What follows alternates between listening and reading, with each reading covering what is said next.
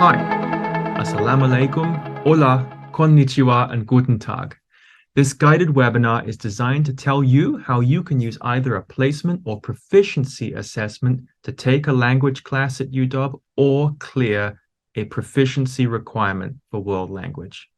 Now, there are over 40 world languages that are taught here at the University of Washington, and if you're planning on doing a major that has language proficiency as a requirement for graduation, then you'll probably want to know how to take the level of language class that's going to be a good fit for you, or how to clear that requirement if you've already got that skill set.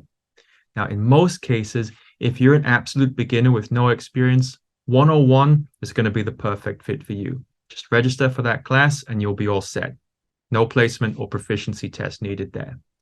But we understand that a good number of students come to UW already having some sort of experience in a world language. Now, this could be through study that you've done in high school. It could be through work that you've done at a 2 or 4 year college. It could be through self-study, or it could be because you already have experience with that language as a heritage speaker. If that's the case, virtually every language at the University of Washington has a placement or proficiency process that can connect students to the path that's the best fit for them. Now, I'll try to explain the difference between placement and proficiency and why the distinction is important. A placement test is specifically designed for students who want to take language classes while they're students here and are trying to find the level of class that's the best fit for their existing skill set. Why should you take a placement test instead of, say, taking a refresher course if you feel a little bit rusty? Well, the answer is pretty simple.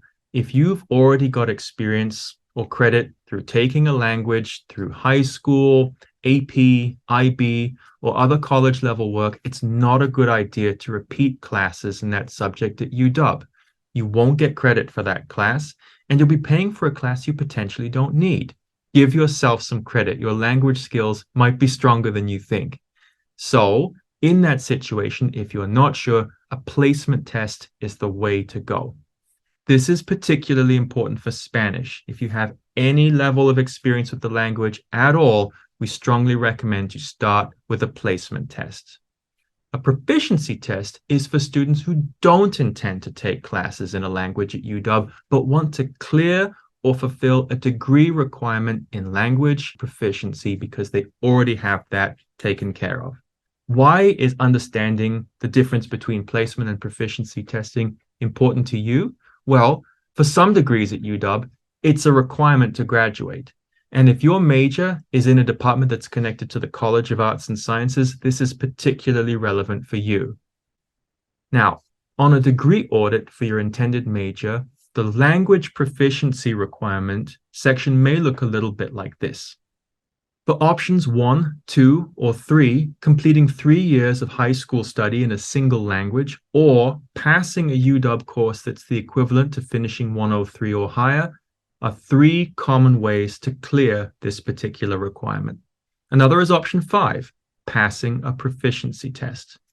Now, most proficiency tests at UW are calibrated to have a passing grade at either the equivalent of completing a 103 level class or the equivalent of placing into a 201 level class.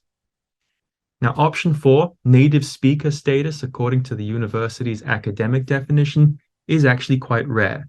This one can be tricky because the university's academic definition of a native speaker is different from what many people would consider the cultural definition. At UW, a native speaker of a world language is classified as somebody who spoke a language other than English in the home during the first 6 years of childhood and also received instruction in school through the 7th grade in that language. Now, some heritage speakers of a language may be surprised to learn that they don't meet the university's academic definition of a native speaker because while they were raised with that language in the home, they didn't receive school instruction exclusively in that language through the 7th grade. So as a result, it's usually international students who qualify for native speaker status. This is typically marked on a student's transcript by the Office of Admissions when they first start at UW. But if you're a heritage speaker of a language, don't worry. A proficiency test is a quick an obvious way for you to demonstrate your skill set and clear this requirement. So you're taken care of there. Now, option 6 is also quite rare, and it refers to students who opt to take language classes while participating in a study abroad program. Now, study abroad classes, when they're converted back to UW credit equivalents, aren't always converted into exact versions for UW classes like 101, 102, or 103 because they're study abroad classes. So, as a way to legislate for this, completing a first-year sequence typically needs a student to have finished at least 12 credits of language classes while studying abroad in order to meet that minimum bar. Now, I know this is a lot of information, but untangling this and simplifying this is exactly what we're here to help with. So the first step in figuring out if you need to take a placement or proficiency assessment is to really think about your personal goals and your graduation requirements while you're a student here at UW. That said, we've developed a tool that can help you figure out how to sign up for a test in a given language, how it works, and what to expect once you've finished that test. You can find it by pointing your browser to hasc.washington.edu/languages. Now, when you get to that page, all you need to do is use the drop-down menu that you see here, or you can even scroll down to find the relevant language you're looking for. Click on it, and you'll be able to see all the information you need on how to proceed. Each language at UW is taught by a different department, and each department has their own process for how a student can test in that language. Use this, see where you stand, and proceed as you need to. But if for some reason the language that you're looking to test in isn't listed through this resource, don't worry. The University of Washington has a Language Learning Center, or LLC, that can help you.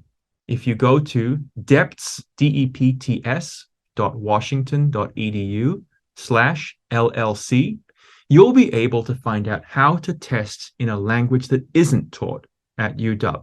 If you're looking to either take language classes at UW or clear a language proficiency requirement, placement and proficiency testing is the way to go, and we have tools to help you figure out how to move forward. Thanks for watching, and best of luck.